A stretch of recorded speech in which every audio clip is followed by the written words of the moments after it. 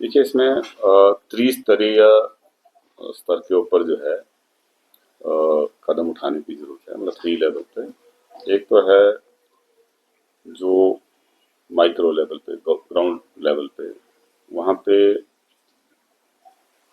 लोगों को जो है जो भी घर बनाने हैं वो ऐसी जगह बनाने हैं जो नदी नाले से दूर हों, सरकार की जो दिशा निर्देश हैं उनकी अनुपालना करते हुए हों,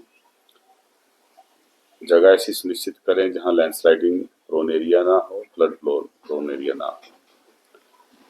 दूसरा सरकार के स्तर पे ऊपर है, सरकार के स्तर पे जो है वो कानून बनाने का है, जो गवर्नमेंट एजेंसीज हैं उस कानून को एनफोर्स कर सकें, उसके लिए अच्छे कदम उठाने की जरूरत है। वैसे तो इसमें बहुत सारा काम करने की जरूरत है, जो जिसके लिए बहुत सारे फंड चाहिए, जैसे रिस्क असेसमेंट की है।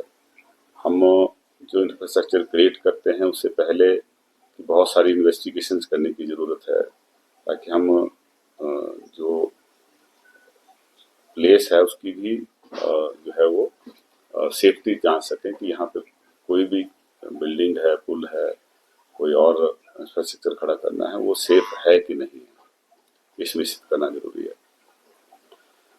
डिजाइन प्रॉपर हो, बिल्डिंग कोड के मुताबिक सारी कंस्ट्रक्शन हुई हो, जो स्पेसिफिकेशन हमारे पीडब्ल्यूडी ने बना रखी है उसके अकॉर्डिंगली कंस्ट्रक्शन हो, और जितने भी सेफ्टी मेजर्स हैं उनको जो है पूरी तरह से एनफोर्स किया जाए।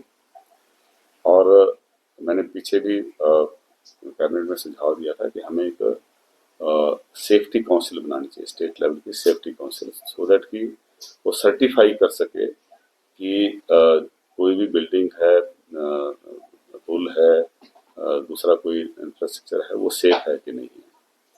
वो उसमें विभिन्न जो सरकार की गाइडलाइंस है उसको फॉलो किया है कि नहीं किया है। और तीसरा है जो ग्लोबल फिनोमेना है, जो जिसके लिए पूरा वर्ल्ड कम्युनिटी को सोचने की जरूरत है, जिसकी वजह से क्लाइमेट चेंज हो रहा है, जिसकी वजह से पर्यावरण में प्रतिकूल असर पड़ रहा है, क्योंकि लोकल फिनोमेना नहीं है। अगर पर्यावरण में असंतुलन पैदा होता है, कार्बन जो गैस एमिशन है वो ज्यादा होती है, ग्रीन हाउस गैस एमिशन ज्यादा होती है, तो उसका असर ग्लोबल रहता है। उसका असर इसलिए यहाँ पहाड़ों पे ज्यादा दिखता है क्योंकि नीचे से जो गर्म हवाएं आती हैं अचानक ठंडे एरिया में पहुंच के ऊंचे पहाड़ों से वो टकराती हैं वहां पे, इसलिए प्रेसिपिटेशन ज्यादा हो जाती है। लेकिन कॉज ऑफ जो डिस्ट्रक्शन है वो लोकल लेवल पे होती है, लेकिन उसका रियल सेंस में कॉज जो है वो ग्लोबल रहता है। हमें ये भी देखना है कि किस तरह से हम जो क्लाइमेट चेंजेस हैं उसको कैसे सामना कर सकें। डिफरेंट इंटरनेशनल ऐसी कॉन्फ्रेंसेस हुई हैं पर्यावरण को लेकर, जिसमें कहा गया कि जो हाई कार्बन एमिशन स्टेट्स हैं वो उन कंट्रीज को कंपनसेट करे जिनकी कार्बन एमिशन कम है। जो डेवलप्ड नेशंस हैं उनका जो कार्बन उत्सर्जन है बहुत ज्यादा है, जो विकासशील देश है उनका कार्बन उत्सर्जन कम है। अमेरिका, यूरोपियन कंट्रीज का बहुत सारे देख रहे हैं, चीन है, दूसरे बड़े देश हैं जो विकसित राष्ट्र हैं, इनका कार्बन उत्सर्जन हिंदुस्तान के मुकाबले कम है। तो ये तय हुआ था कि ये हिंदुस्तान को भी कंपनसेट करें।